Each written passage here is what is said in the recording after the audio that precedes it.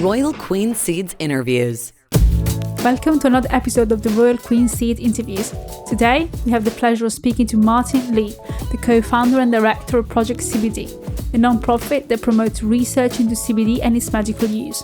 Martin is also a prolific writer, and his most recent book is called Smoke Signals, A Social History of Marijuana. His writing has been featured in many publications like The Washington Post, Harper's Magazine, Rolling Stones, and many more.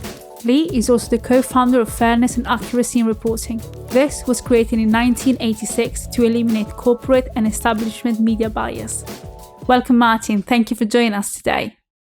My pleasure. Happy to be with you. How are you today? Are you having a good day? Well, it's very early in the morning where I am, so Yeah. we're just starting, but I'm looking forward to a good day. Perfect. So today we're going to ask your expertise in all things CBD. And we have some questions for you. So I'm going to start with the first one, which is, what are the benefits of cannabinoids for our brain? Is there any difference between THC and CBD in this regard? Interestingly, there was some research done and a science paper published in 1998 that examined both CBD and THC, cannabidiol and tetrahydrocannabinol, Yeah. for its neuroprotective and antioxidant properties. And it was concluded on the basis of this research, and this was conducted incidentally by 4 scientists who are funded by the US government, including a Nobel Prize-winning scientist. Yeah. It concluded that both THC and CBD were powerful neuroprotectants and antioxidants, meaning they actually protected the brain against degeneration and other insults. And this research became the basis for a patent that the US government took out on the neuroprotective and antioxidant properties of cannabinoids. Yeah. And they were referring to the plant cannabinoids, specifically THC and CBD. I should point out that this patent has been somewhat misleadingly represented by the CBD industry, which typically refers to it as a patent on CBD. That's not the case. It was a patent on cannabinoids. Yeah. On the basis of research conducted into both CBD and THC. So there you have it from the highest authorities in the U.S. government in terms of the medical establishment, understanding that these particular compounds from the cannabis plant are actually very good for the brain, that they can that would be protective against all sorts of neurodegenerative diseases, and specifically mentioned were Alzheimer's, multiple sclerosis, and so forth, basically protective against dementia. And what's interesting is that this research conducted by modern science actually confers and validates the ancient wisdom going back to China 5,000 years earlier, where cannabis was part of the medical pharmacopoeia in China. It was considered one of the supreme elixirs of immortality. That doesn't mean if someone took cannabis, they'd live forever. But it was understood in ancient China that cannabis conferred longevity, that it would protect against dementia. And this is explicitly stated in the ancient Chinese medical texts. So that there is a convergence of modern science and ancient wisdom. And I'm actually very comfortable with that. I think that's a good indication that there's something really going on here. So contrary to a lot of scare stories about marijuana harming the brain and all this, it's actually quite the opposite. That's not to say one can smoke or take as much as they want, and it'll always be good for you. But it's not harmful to the brain in the way, for example, that alcohol might be harmful to the liver. It doesn't degenerate brain cells. Quite the contrary. The researchers have found is that CBD and THC are both what scientists refer to as neurogenic compounds, meaning they actually stimulate the creation of new brain cells in adults. And this is something that happens since we were born. Actually, when the child's brain is being formed in the womb, there's obviously a lot of neurogenesis, meaning formation of new cells, and because the brain is forming, and this process slows down considerably after birth, but it actually continues to some degree throughout one's lifetime. When one reaches old age, it could slow down considerably. And when there's a slowdown of neurogenesis, that is associated with clinical depression. Yeah. So CBD and THC have antidepressant properties in part because they stimulate the creation of new brain cells in a particular part of the brain called the hippocampus. Again, Yeah. now this is not far-flung stoner mythology. This is real science that is not controversial within the scientific community. This is Yeah. well understood. Unfortunately, what happens in the scientific world often stays just among scientists, and it doesn't get out to the general public. So we still have a lot of myths about reefer madness and about the harm of marijuana that continues to burden us culturally. Yeah, absolutely. Thank you so much, Martin. That was extremely insightful. And the second question that we have for you is, what are the main compounds in cannabis that can help to treat addictive behaviors, trauma, and clinical depression? All those three conditions, trauma, clinical depression, and addictive behaviors, that is also tied into a lack of neurogenesis, or a lack in a particular part of the brain, this part of the brain called the hippocampus. And Yeah. when there's when there's when it's not functioning properly, it can be associated with these diseases, particularly alcoholism and so forth. What's interesting is those three conditions, uh, in early research into psychedelic drugs, particularly LSD going back to the 1950s, showed promise for trauma, addiction, and substance abuse, or Yeah. depression, I should say. And there's a reason for that. Is that the what scientists refer to as the endocannabinoid system, which Yeah. CBD and THC interacts with, regulates processes, physiological processes that are implicated in all those conditions. And the psychedelic drugs work in part through that same condition. So, I mean, addiction is very, very complicated and complex and difficult. One area that's been of interest recently to scientists and medical researchers with respect to CBD and addiction Yeah. in particular, has to do with CBD's ability to um, kind of modify one's memory, environmental memory. But what I mean by that, if one is involved with an addictive substance, and let's say you go to rehab Yeah. and you come out and you're clean, but you go back into the same exact situation, the same environment, the same setting you were, in which the addiction took root. Yeah. Um, what CBD seems to do, at least according to animal studies, it breaks the connection, the memory of the addiction with that place. Yeah. So it has an anti-addictive property in that sense. And there's been quite a bit of animal research, preclinical research on cocaine addiction, and methamphetamine, um, alcohol, of course, and even for let's say habitual marijuana use. So that's a whole other discussion, because Yeah. some of the research there is really kind of crazy, but which shows that CBD would be helpful. But again, this research has been primarily focused on animals, and you can't necessarily jump from animal studies to people. And Yeah. assume that the same things will happen. But I think from what we hear anecdotally from people themselves, um, at Project CBD, the organization that I work with, is an educational platform. We get a lot of reports that CBD is helpful for addictive situations. Obviously, opiate addiction is a major problem, and for that, it's not just CBD. THC could be helpful as well, because Yeah. if you're dealing with opiate addiction, it started, or very possibly started, with a pain syndrome. You took opiates because you were prescribed it by your doctor to deal with pain.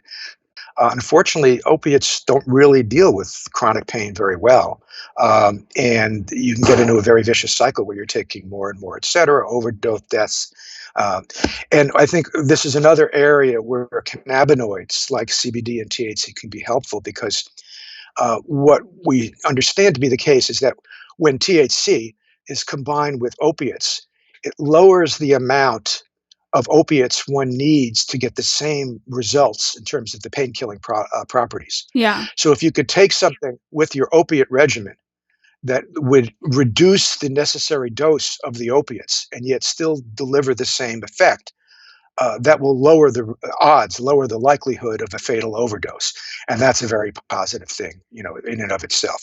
There's actually a considerable amount of research. We've published some of it on projectcbd.org that addresses cannabis and the opiate question. Cannabis combined with opiates does have this effect of lowering the amount of opiates needed for analgesia or for pain killing.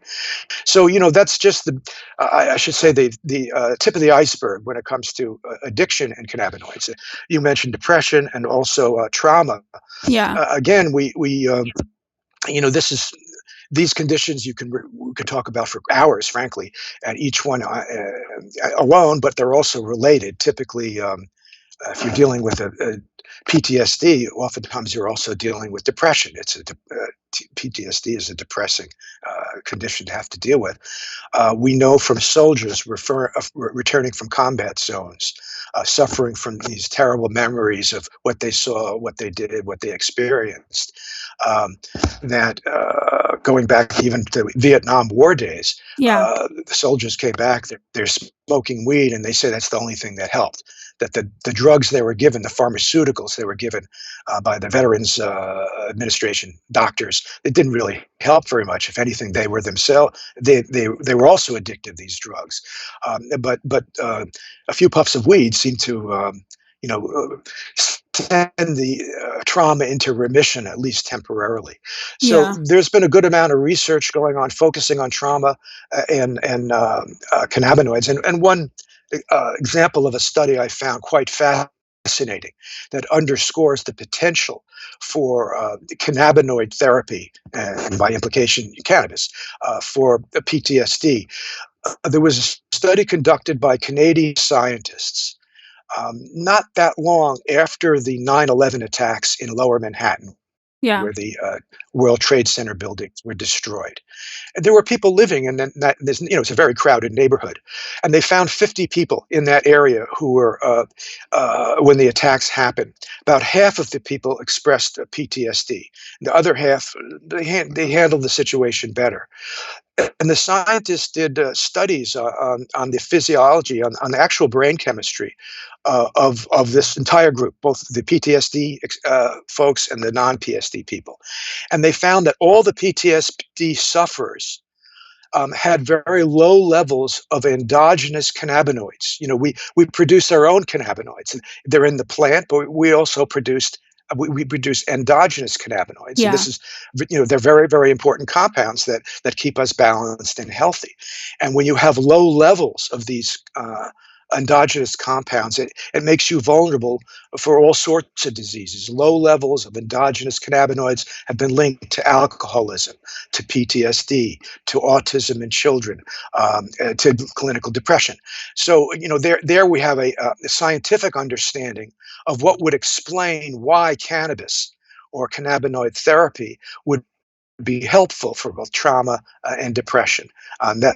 That's an example, that really underscores that quite Yeah. vividly, because none of the people that were studied in terms of the World Trade Center experiment research who weren't suffering from PTSD, none of them had these lower levels of endogenous cannabinoids, and they did fine.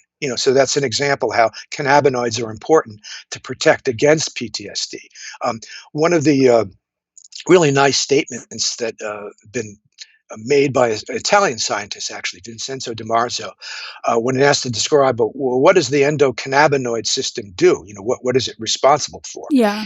And he said, well, and he said, he said 5 things: eat, sleep, relax, protect, and forget.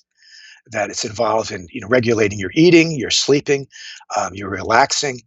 We've already discussed protection, neuroprotection in this conversation. But forgetting, now that's an interesting one, that he would Yeah. pick that as one of the key 5 things. And we think, well, gee, forgetting. Uh, that doesn't necessarily sound so good, but if you think about it, forgetting is an essential part of human health. That if we remembered every single thing that happened to us from the moment we got up this morning to the time we go to bed, every single detail, literally we'd be stark raving mad. We Yeah. have to forget things. That's part of being healthy, to remember what we need to remember, and forget what we don't need to. And unfortunately, people who suffer from PTSD can't forget things they need to forget. They can't let go of these traumatic memories. And it's the endocannabinoid system that regulates memory and forgetting.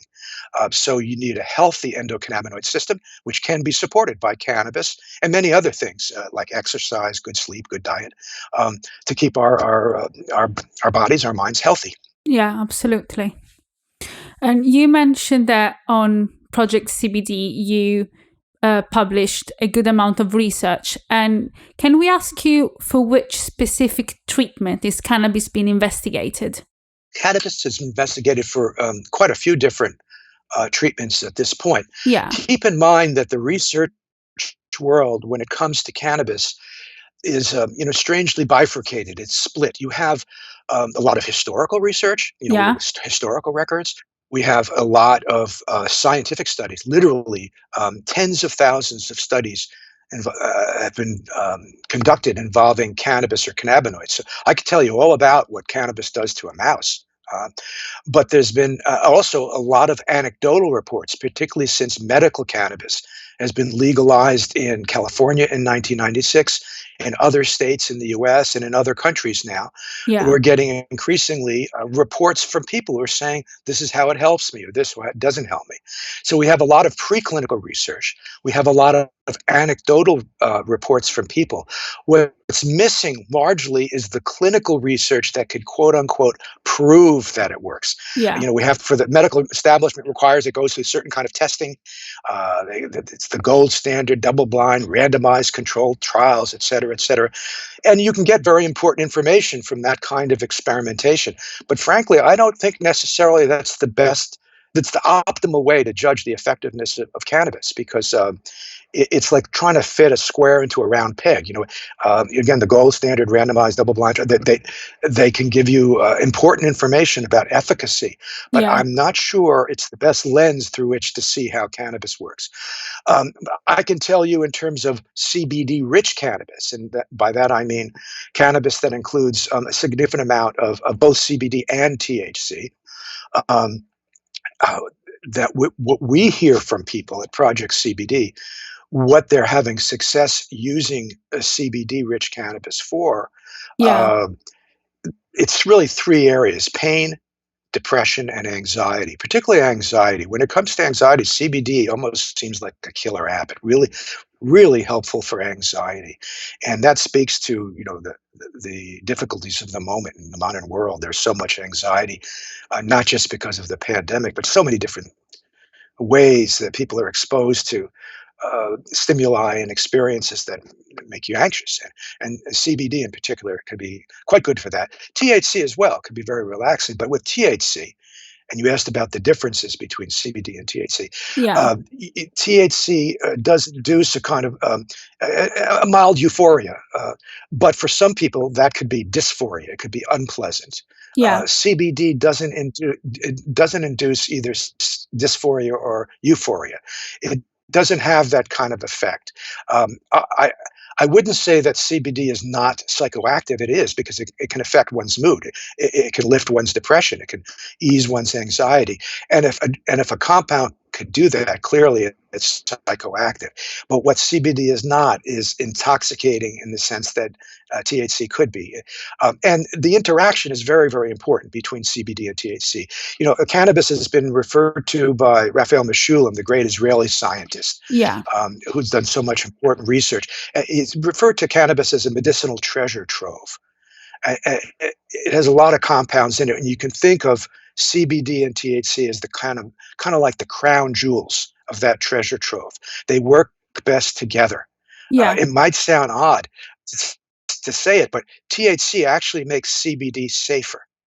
And people right, might think that that's a real head scratcher, because CBD is very safe. It doesn't get you high. It has y but where you can get in trouble with CBD is taking high doses and combining those with pharmaceuticals. yeah, CBD interacts with a lot of different pharmaceuticals. A majority of approved pharmaceuticals CBD will interact with.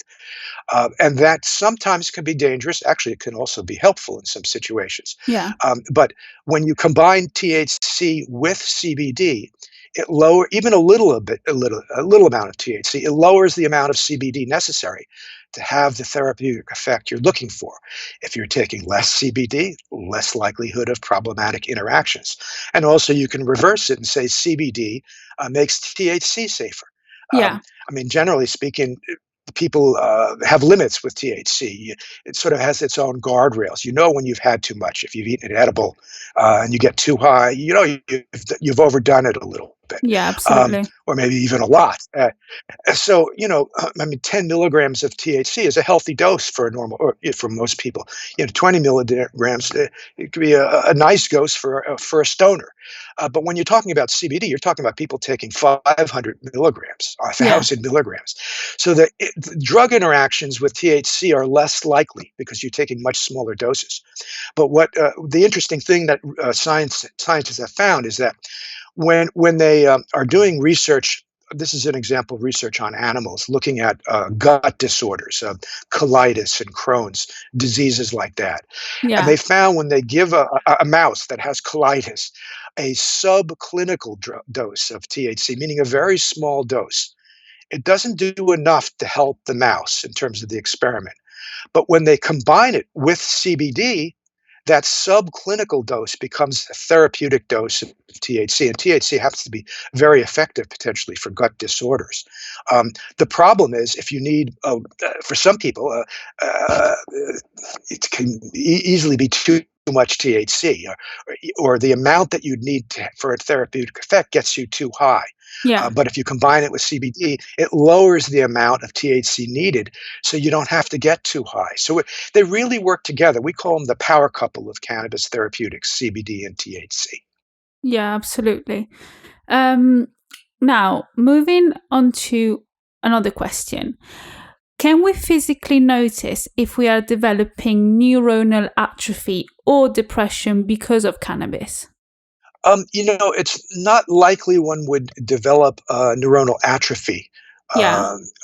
from using cannabis. It would actually be likely that one would experiencing neuronal atrophy, meaning again, it's a slowdown of the neurogenesis process. That Yeah. you're getting older. The brain is not producing new brain cells, new stem cells, in the way it needs to.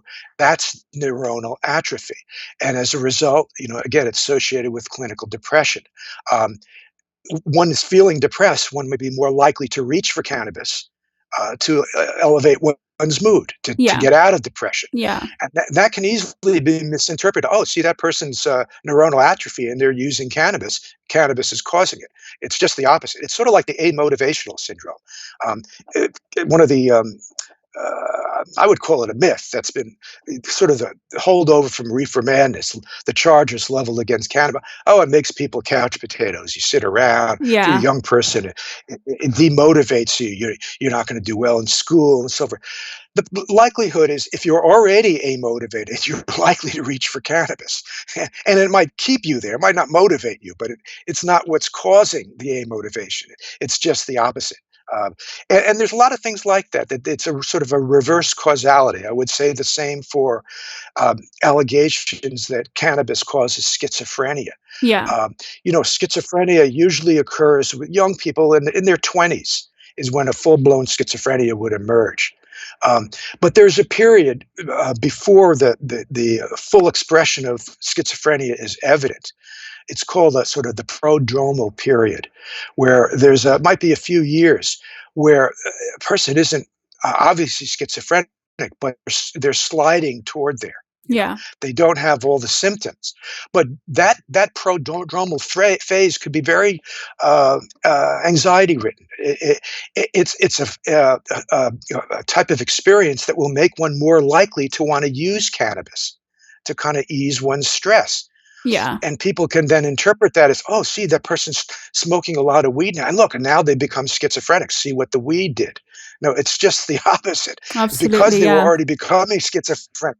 You see, so and I don't want to make light of these things. We're talking about difficult situations where someone you might say is abusing cannabis, smoking from a young person, smoking morning till night, and and their social interactions are suffering, their school is suffering, and this is a real situation. But is the problem cannabis, or are there other problems which the cannabis is sort of shielding or hiding because that's what a person seeks to comfort themselves. I think, but there might be better ways for that person to get out of a rut. Exercising regularly, for example, would be one. Yeah. And exercise, as I mentioned before, exercise actually stimulates neurogenesis. Eating certain kinds of food stimulates neurogenesis. So it's not just these cannabinoids that do that, or psychedelic drugs for that matter, which also stimulate neurogenesis. Um, so we have to look at these things carefully. We shouldn't make light of the fact when someone's going through difficulties, and whether they're using cannabis or not. It's just important not to confuse the issue and scapegoat cannabis when there's really other issues at play.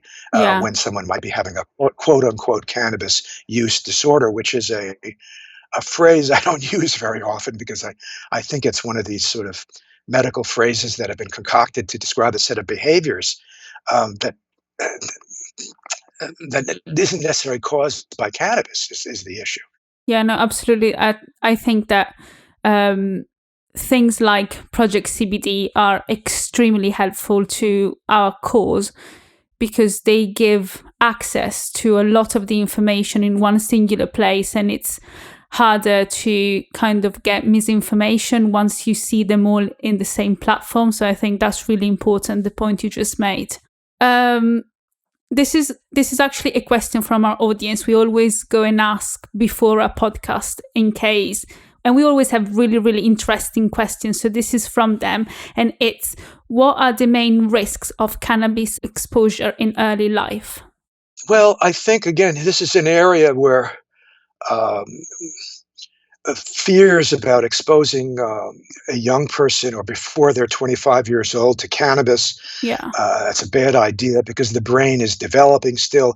The brain is always developing. The brain doesn't stop developing when you're Yeah. 25 years old. Yeah. You don't stop neurogenesis when you're 25 years old. It slows down the process as you age. But so I don't want to be. We don't go recommend people use cannabis when they're young. That's up to a young person. I mean, people when they're teenagers, they experience stress. Cannabis is very useful for stress. Yeah. Can help you deal with stress. It happens to be very safe as a medication, if you will. The problem is more the law, if anything else. That said, there are some downsides to using cannabis, as there is for anything. They're not. I don't think the danger is that one will develop schizophrenia because one smokes cannabis, or one's brain will start to rot because you're using cannabis. Um, but there are some very simple things. First, if you use cannabis regularly, keep in mind that it is an herb. Yeah. And herbs can be what's referred to as astringent, meaning some herbs dry the body. Some herbs moisten the body, some herbs heat the body, some herbs cool the body. Well, cannabis dries the body. You might know that when you smoke, you realize, hey, you're feeling like you want to drink some water or something. Your mouth gets really dry. And that happens even if you don't smoke it, if you take an edible. It's astringent. So if you're going to use cannabis on a regular basis, be sure to hydrate well. That's Yeah. one thing. The other thing is cannabis has an effect of slightly lowering one's blood pressure. Now, in a society like we live in, really high-paced industrial societies, if anything, if people having a problem with blood pressure, it's because the blood pressure is too high. Yeah. So cannabis, in that sense, is very helpful. But some people have the opposite issue. Their Yeah. blood pressure tends to be kind of low, or lower than normal. Well, if you use a substance that lowers blood pressure and you already are dealing with low blood pressure, the odds are you probably won't like the experience very much. Some people try it, they don't like it. And that might be the case. But one has to be aware of those kinds of things. This is a serious, this is a complex herb has many different physiological effects, and we can't assume always it's going to be affect us in a way that's positive. So those are just two examples in terms of low blood pressure and the need to hydrate that one should be aware of it. But the idea that it's going to hurt a person's brain, no. Will it help a person's brain in a sense if one's in kind of a emotional rut? Um, and it doesn't mean the cannabis will get you out of it. And Yeah. sometimes it can kind of keep you in it. Um, and sometimes you need to let it go and give it a rest or not use it. There's there's a saying, there's kind of a meme that goes around. I'm in a relationship with a plant, referring to cannabis. Yeah. I've always liked that because I think the model of relationships aren't static. You start a relationship. If it's a sexual relationship, it's really exciting, and then it kind of eases into another kind of, or morphs into a different kind of relationship. Or if it's a long-term marriage, it has other rewards and riches, involved with it.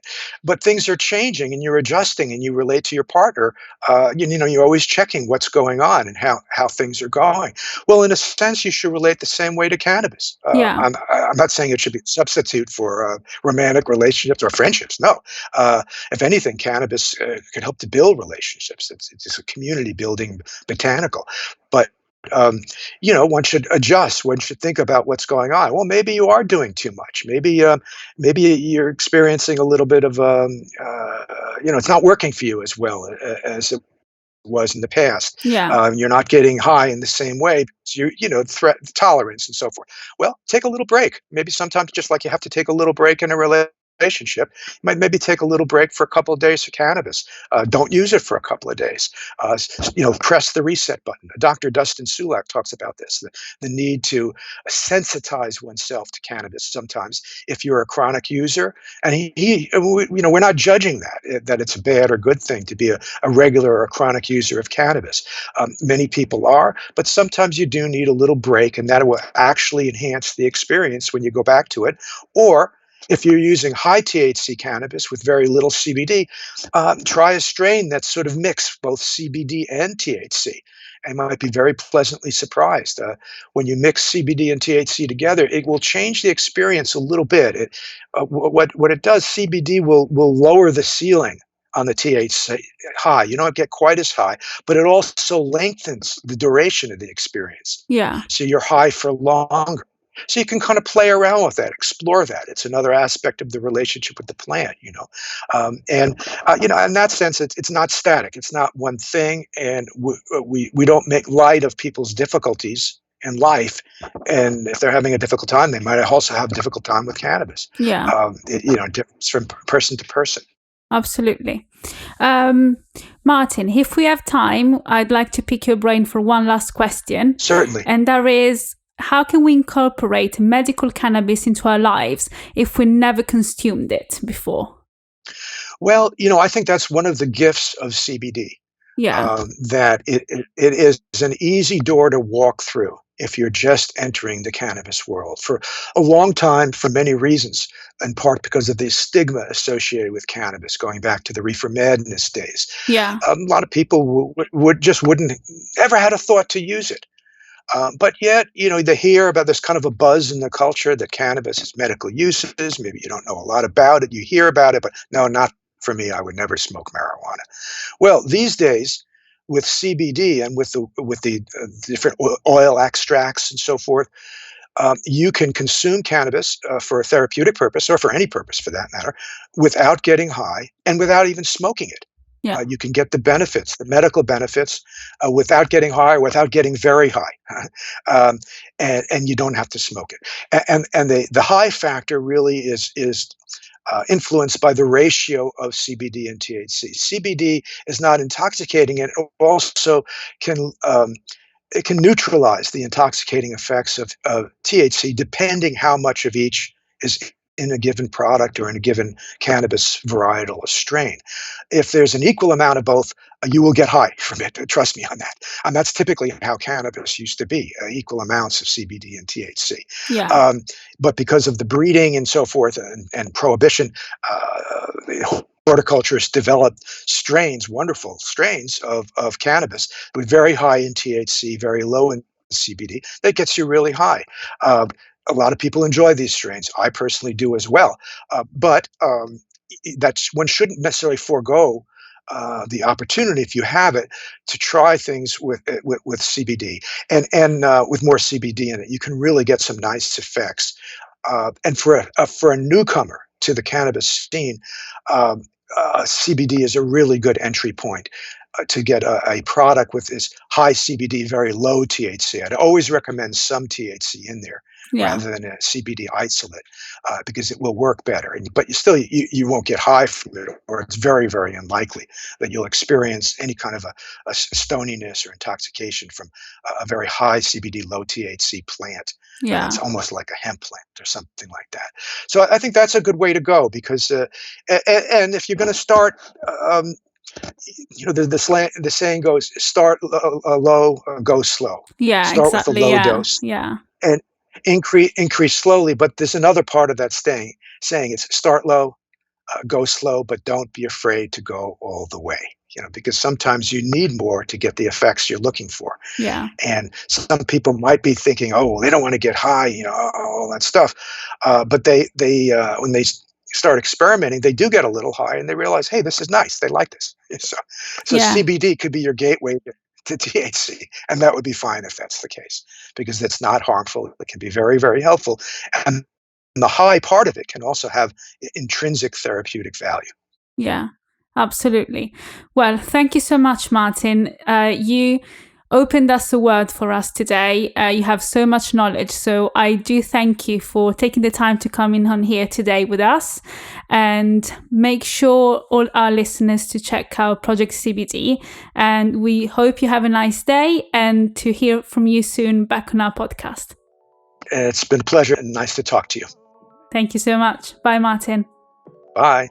Thank you for tuning in. You can find all the other interviews on Spotify and Apple Podcast. You can also find us on all social media at Royal Queen Seed RQS. We will see you next time. Royal Queen Seeds interviews.